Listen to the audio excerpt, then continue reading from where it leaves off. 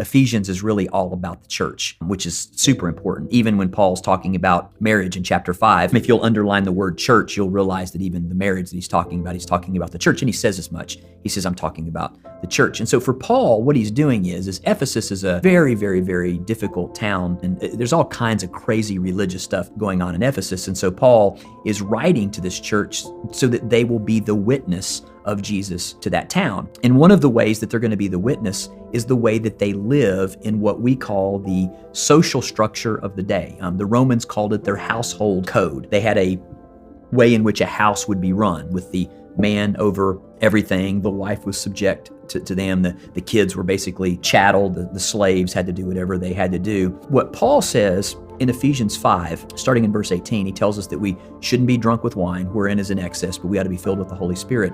And part of that being filled with the Holy Spirit, Paul says, is that we will be subject